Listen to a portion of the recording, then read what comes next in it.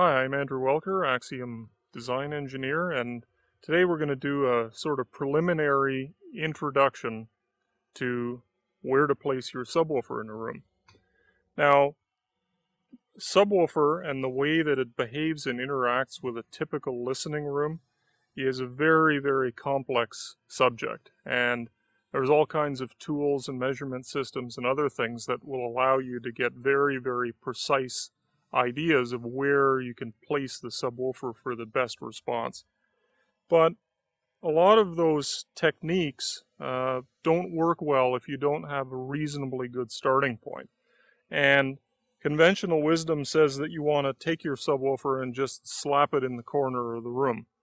Now, in many cases that will give you the loudest bass, but in most cases it won't give you the smoothest and most linear bass.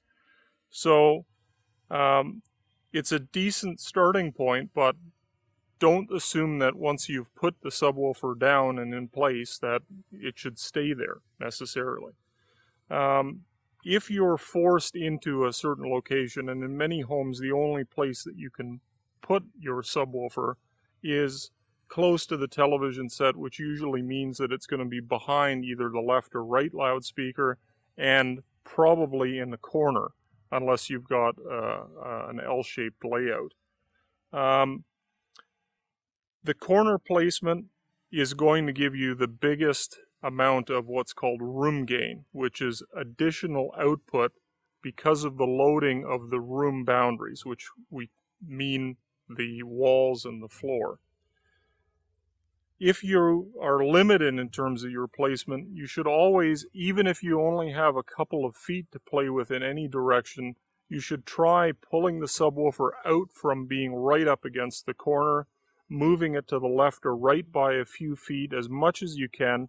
And as you do this, listen to music that you're familiar with and try and find the position that gives you the smoothest bass.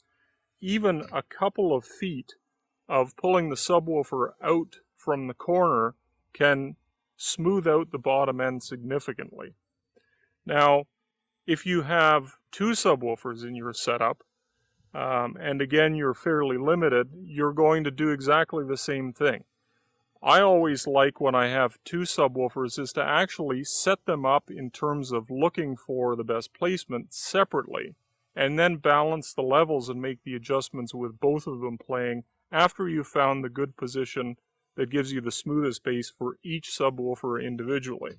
If you're not so limited on your placement of the subwoofer having to be behind the left or right main speakers in the system, a really good technique is to do something called the Subwoofer Crawl. Now, this may sound a little bit strange, but it really works.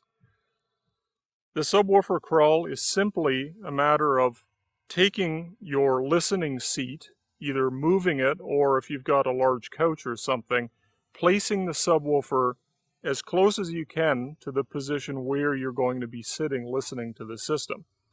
Then connect it up as usual and play some music or movies that have some good low frequency content in them. Now what you're going to do, it sounds silly but it works, is get down on your knees and crawl around the perimeter, the outside edges of the room, listening for when the bass smooths out. Now, subwoofers interact with rooms in a way that causes what are called room nodes, which are peaks and valleys in the response, and these occur at different frequencies depending on the room and where the subwoofer is placed. Now, these peaks and valleys mean that as you crawl around, you may find some spots where all of a sudden you have very, very loud bass, but it doesn't sound very smooth. The flip side of that is that you may get into a position where you hear almost no bass at all, or very little. It doesn't sound very full in that position.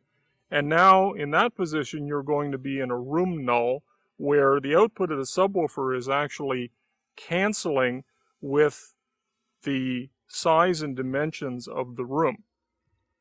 So by doing the subwoofer crawl, you can easily listen for a spot that gives you the smoothest low frequency bass, and that now is a good position to try out by actually putting the subwoofer in that position and now going back to your listening seat sitting down and seeing whether or not that placement actually works. It's a good, easy technique that doesn't require you to be technical, doesn't require measurement equipment, and really works in most rooms.